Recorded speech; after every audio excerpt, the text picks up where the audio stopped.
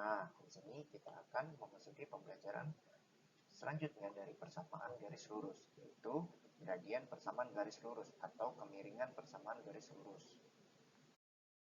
Tujuan pembelajaran pada kali ini, anak-anak diharapkan dapat menentukan kemiringan persamaan garis lurus dan juga menentukan persamaan garis lurus dengan kemiringan M dan melalui titik X1, Y1. Selanjutnya, ini adalah contoh-contoh kemiringan persamaan garis lurus dalam kehidupan sehari-hari. Ini biasa anak-anak jumpain. Nah, ada tangga, ada pesawat terbang. Nah, bagaimana cara mengetahui kemiringan dari tangga ini dan arah dari pesawat yang sedang terbang ini? Nah, itu akan kita bahas pada kesempatan pada kali ini.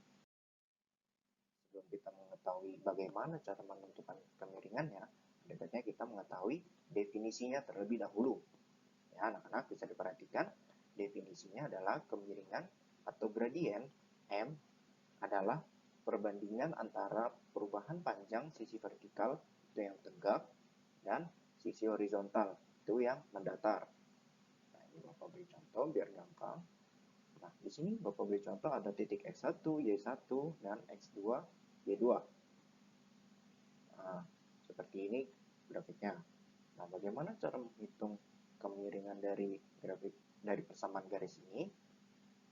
Kita bisa dengan cara seperti yang pada definisi membandingkan panjang sisi tegak, yang tegak itu berarti dari bawah ke atas, dan sisi mendatar dari kiri ke kanan.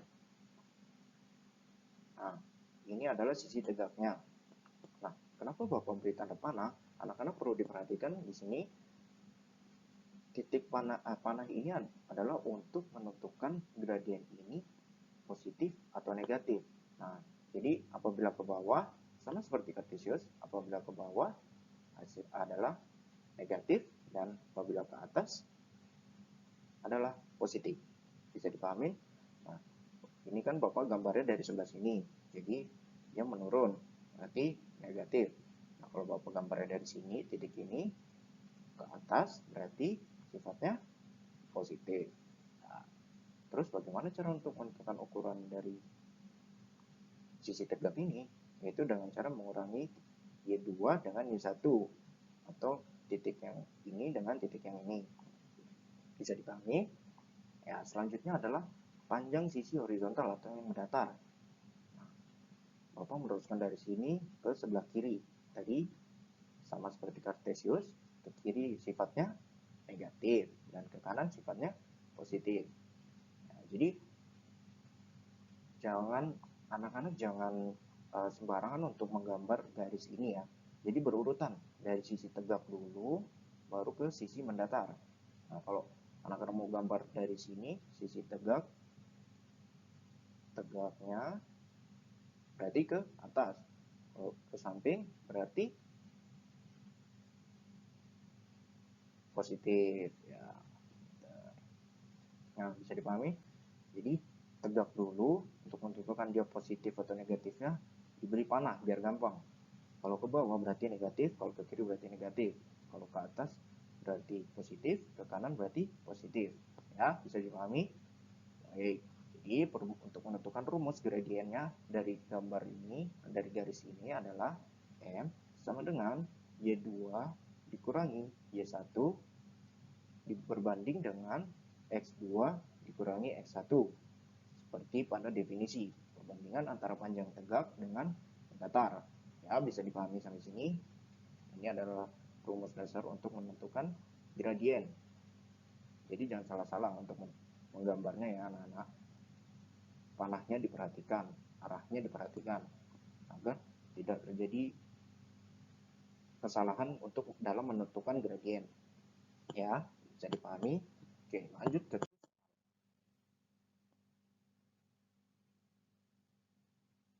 nah, contoh soalnya, kemiringan persamaan garis lurus yang melalui titik 0, 0.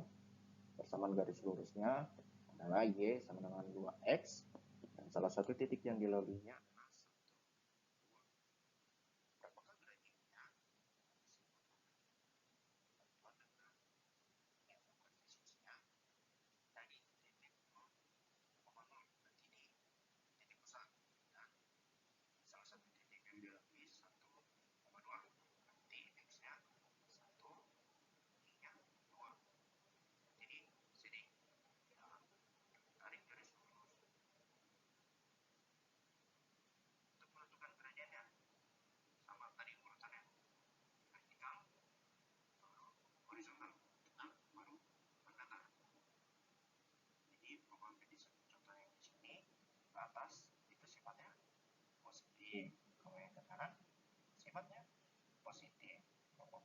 tadi dari sini, berarti ke bawah sifatnya negatif, kalau ke kiri sifatnya negatif.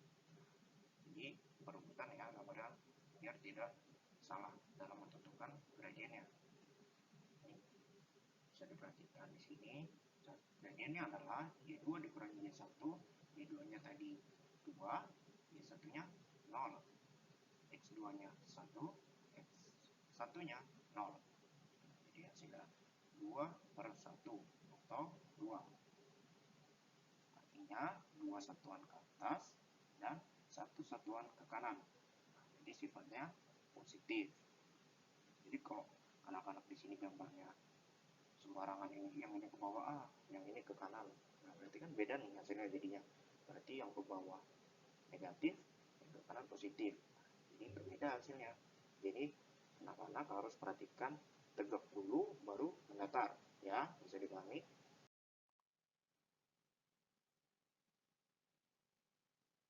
Di sini ada suatu persamaan garis lurus yang dengan bentuk umumnya AX plus BY plus C sama dengan 0, atau Y sama dengan MX plus C, di mana M adalah gradiennya dengan syaratnya koefisien Y-nya, koefisien dari Y ini adalah 1.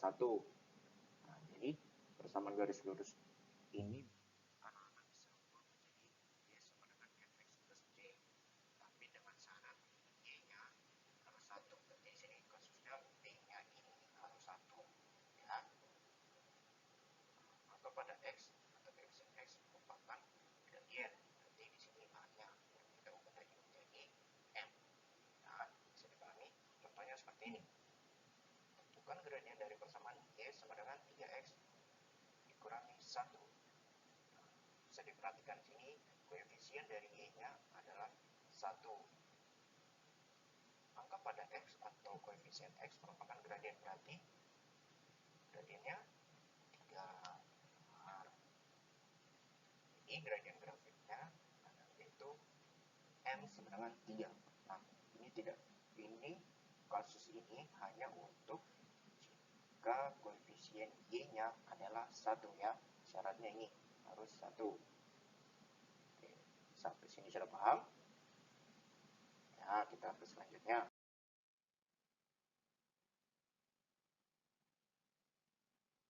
Untuk kasus selanjutnya itu jika persamaan berbentuk AX plus BY plus C sama dengan 0, maka untuk mencari gradiennya atau M-nya menggunakan rumus N sama dengan negatif A per B.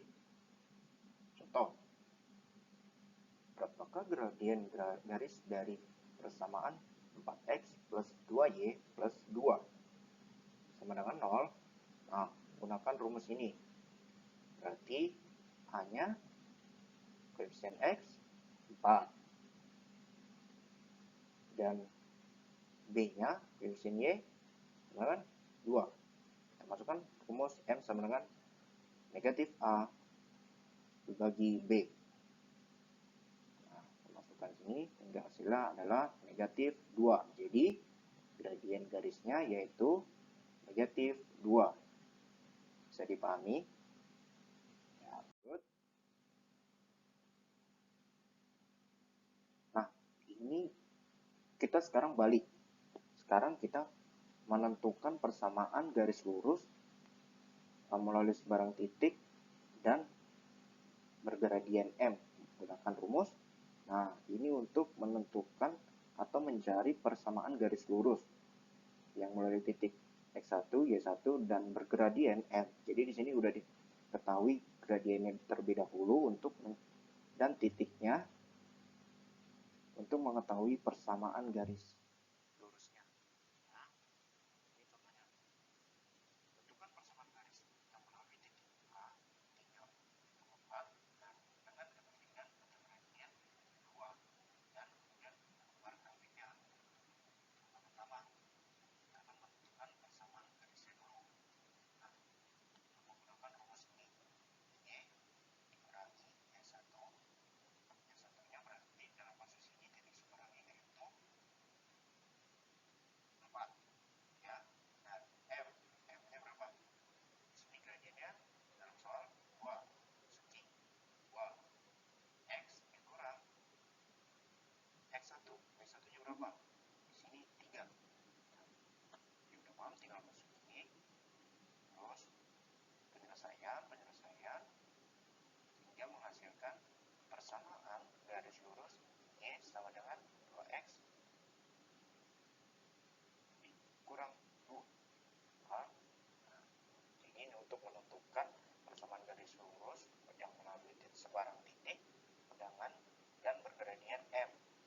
Jadi ini udah diketahui gradiennya dan titik yang dilakukan untuk menentukan pasangan garis